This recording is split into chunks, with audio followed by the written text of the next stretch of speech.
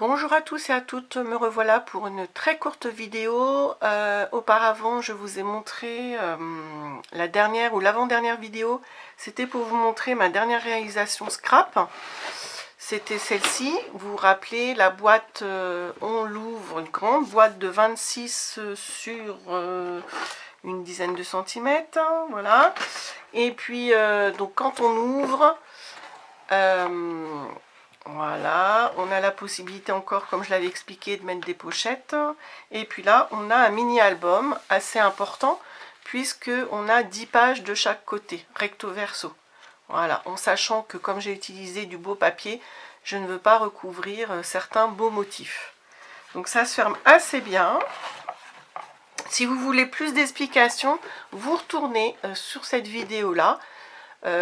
Qui doit s'appeler album dépliant dans sa boîte, un truc comme ça. De toute façon, vous voyez l'image de la boîte sur la petite image de présentation de la vidéo. Alors cette vidéo, j'en viens au fait. Cette vidéo, c'est pour vous montrer une deuxième version, parce que en fait, j'ai une copine qui est venue et comme d'habitude, je propose un petit projet facile à faire en un après-midi. Et comme voilà, c'est quelqu'un qui scrape très peu, mais voilà, quand elle vient, elle se plaît à faire un petit peu de scrap, elle se débrouille très très bien. C'est ma copine, pour pas la citer, c'est ma copine Sophie. Donc je lui ai proposé de refaire cette boîte-là parce qu'elle lui plaisait. Je lui ai montré 2-3 projets susceptibles d'être faits en un après-midi et elle a choisi la boîte. Donc du coup, moi quand c'est comme ça, j'aime bien refaire en même temps qu'elle, parce que c'est plus facile à expliquer. Et donc moi ça ne m'embête pas parce que je vais même en refaire une ou deux pour offrir, je pense, à Noël. Donc là justement sur le thème de Noël, pourquoi pas mettre des photos pour le prochain Noël, j'ai choisi, donc c'est exactement les mêmes dimensions, je ne me suis pas embêtée, c'est un format que j'aime bien. Je pense que sur la superficie des petites pages intérieures, ce sera suffisant pour mettre des photos. Et j'ai pris donc la collection Stamperia, je vous la présente si vous êtes intéressé, si la collection vous plaît. Elle se trouve à peu près partout. Moi je l'ai prise sur Craftelier, elles sont moins chères chez eux. Donc c'est la collection de Stamperia Blue Land, 10 papiers. Alors moi j'en ai eu juste assez, il m'en reste un ou deux papiers 30-30. Parce que mine de rien, pour tout recouvrir recto verso la boîte et puis toutes les petites pages, j'ai mis 10 pages encore de chaque côté, il faut quand même pas mal de papier. Donc vous me direz, on peut prendre d'autres papiers faux unis qui va bien avec ça, pourquoi pas, mais moi j'ai voulu utiliser ça. Bon, j'avais deux collections, donc je pourrais refaire une autre boîte avec la deuxième. Vous faites attention parce qu'il y a une autre collection de chez Stamperia qui est tout aussi jolie, qui ressemble beaucoup. Voilà, c'est celle-ci, c'est Winter Tales. Et là, je ne sais plus si je vous ai dit l'autre, celle que j'ai utilisée, c'est Blue Land. Voilà, vous voyez, c'est dans les mêmes tons. Mais celle-ci peut être, voilà, c'est sur le thème de l'hiver aussi, ça peut être très très sympa. Un mini-album ou ce projet de boîte avec ça aussi.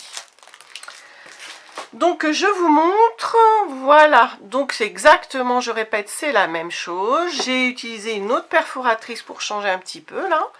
Et puis voilà, j'ai pris aussi un papier noir ce coup-ci. Je trouvais que les tons bleu-gris ressortaient mieux. Donc ça fait quelque chose d'assez solide. Et comme d'habitude, quand on ouvre, voilà, tout est recouvert, façon matage. Et puis voilà, très très joli papier. Et là j'ai choisi, j'ai pas fait comme la première version. Regardez, quand on ouvre, j'ai gardé un papier 30-30, vous voyez, on l'a en entier, que j'ai coupé en 3. Voilà, comme ça on le retrouve comme ça. On peut très bien mettre une petite photo, plusieurs petites photos encore ici, si on n'a pas assez de place. Et puis une petite astuce que j'utilise maintenant pas mal, il y a des filles qui me disent ouais mais là je veux mettre une photo, ça cache le papier. Et bien moi ce que je fais maintenant, soit vous faites il y a deux solutions pour pas cacher. Vous pouvez faire une cascade, vous savez, avec du scotch. Voilà, comme ça votre motif, même s'il va jusqu'à cacher votre papier, eh bien quand vous allez tourner votre petite cascade, on va voir le motif du fond. Il y a ça comme première astuce. Et la deuxième, c'est pourquoi pas coller une petite pochette transparente. Et puis vous mettez une photo dedans, voire plusieurs. Et comme ça, quand vous enlevez vos photos qui sont dans la petite pochette, on voit aussi par transparence le motif. Donc c'est pas mal aussi. Donc voilà mon petit album, vous voyez, à l'intérieur. J'ai fait comme l'autre, hein, c'est exactement les mêmes papiers qui se trouvent face à face. Et puis sur le devant, j'ai mis des jolis papiers. Donc voilà, au hasard, troisième. Hop, voilà. Et puis comme j'avais des petites cartes, j'ai mis, on voit pas très bien, hop, ici à gauche, voilà, j'ai découpé des cartes. Et puis, alors attendez, et là, vous voyez, j'ai mis de temps en temps, vous voyez, c'est marqué postcard. Voilà, j'ai mis de temps en temps les cartes qui étaient fournies avec, voilà. Donc voilà, moi je trouve que c'est un projet sympa pour offrir à Noël. Ça peut, voilà, c'est inattendu. Les personnes quand elles vont ouvrir, elles vont être surprises. Et soit vous mettez, alors si c'est du papier sur Noël, soit vous mettez les photos d'un ancien Noël, ou alors vous l'offrez. Et puis la personne colle ses futures photos de Noël. Ça peut être sympa aussi.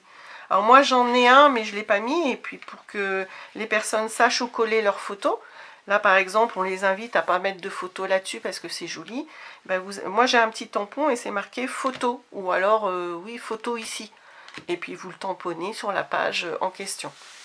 Donc là j'ai des petites découpes à faire, hein, dans ces collections là on a toujours une feuille 30-30 avec des motifs à découper, hein, vous le savez.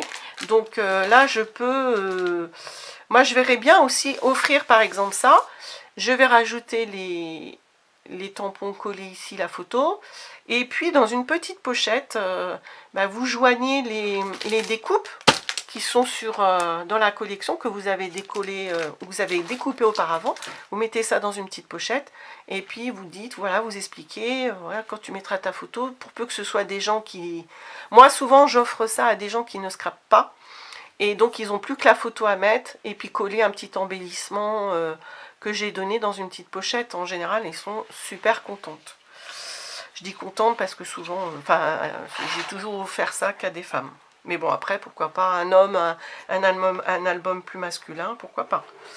Voilà, donc je voulais vous faire partager ça. Et puis si vous voulez plus de renseignements sur